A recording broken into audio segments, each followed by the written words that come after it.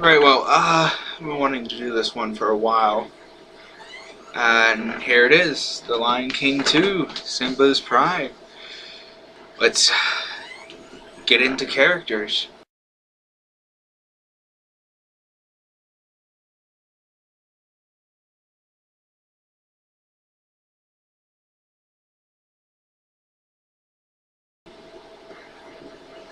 So we have the returning cast from the first movie, and except for the Simba's mother, Sarabi, who I don't remember being in this film, or Nala's mother for that matter.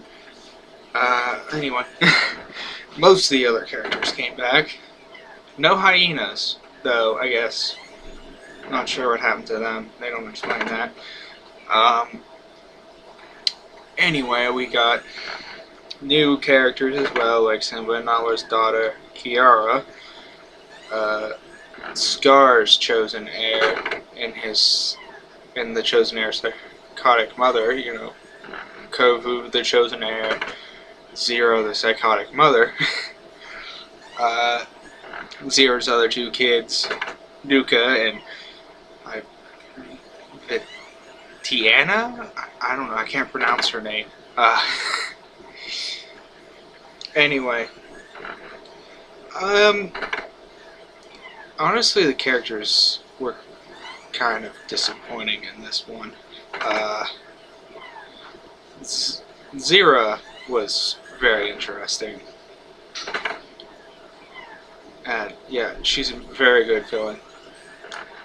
Kovu and Kiara are well, they do their job, really. Well, they do their job for this movie.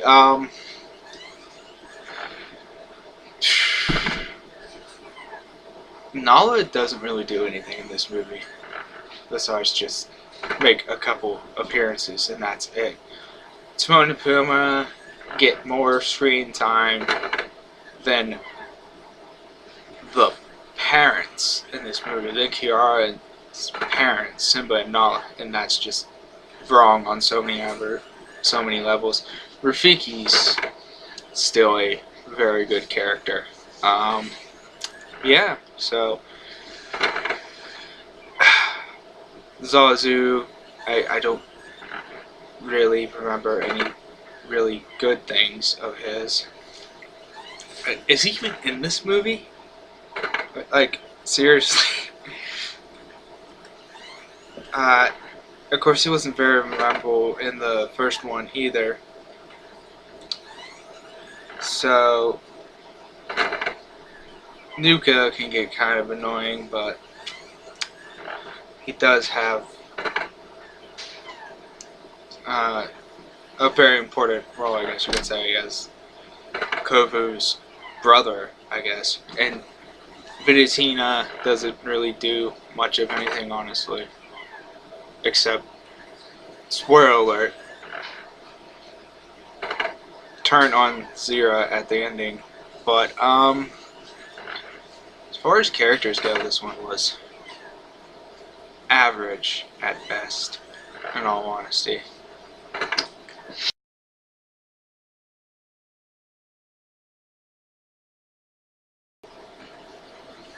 So in case you couldn't tell by that subtle hint, this, like the first one, is really a Shakespeare play, a William Shakespeare play. The first one was Hamlet, and this one is clearly Romeo and Juliet from the rival prides, Zira and her followers, and Simba and his, Kira and Kovu are the star-crossed lovers.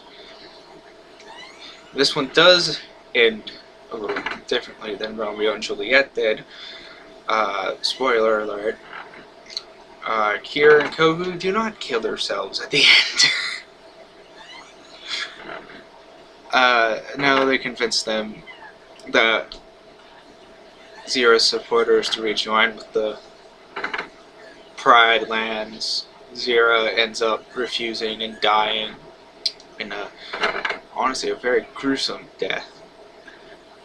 Probably, well, not the most gruesome a Disney movie has ever done, but probably the most gruesome in a direct-to-DVD sequel. So I guess honestly the story holds up only as well as the romance does. So let's talk about that.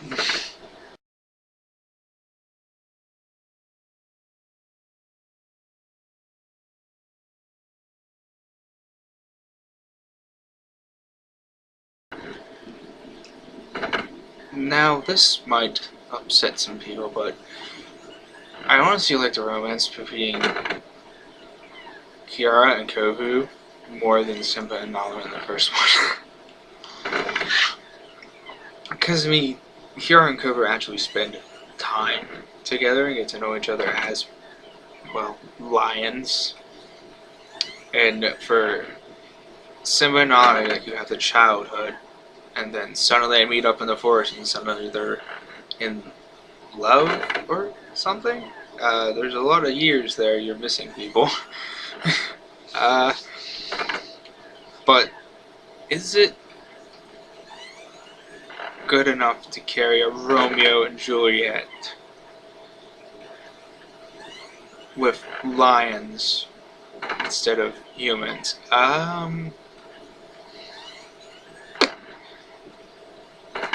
The problem with this and the story in general is, well, it's not as good as it should be, in my opinion. It's just a little above average.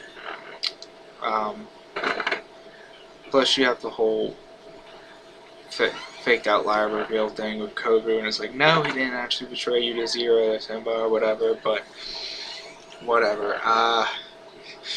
Next, I guess, is animation and music. Yay!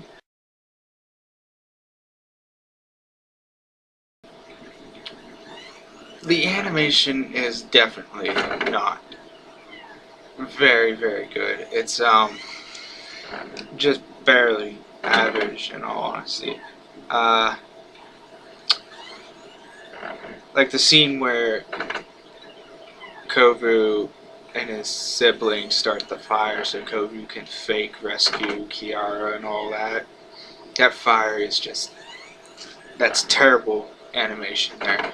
And it's like a decent animation, in all honesty, for a direct-to-DVD sequel, but it's not nearly on par with the original or any of the Disney theatrical releases. So yeah, music though is really good. Well, not as good as the first one, like always, but it's kind of hard to top the first one. So let's see. I've covered pretty much just about everything.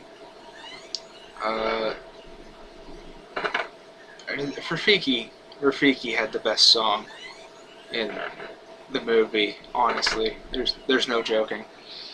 Zero's villain song wasn't as good as Scar's, though.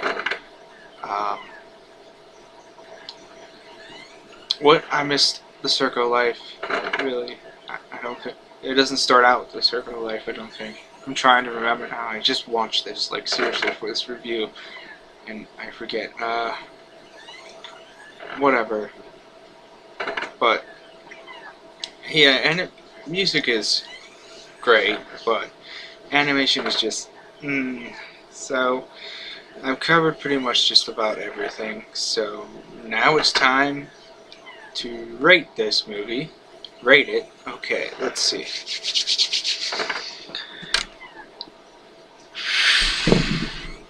Honestly, it just gets by with probably 2 3/4 thumbs up. It's not perfect. It's not, like, I would recommend at least watching it once, but, like, it's not, I don't think it'll become, like, your absolute favorite. So, I am glad I watched it, honestly. again. I've watched it before, but I watched it again just before I did this review. And yeah, so thanks for watching this movie review, and yeah, comment on your opinion on this movie. I know it does have a fan base. I say I can understand why you people like it.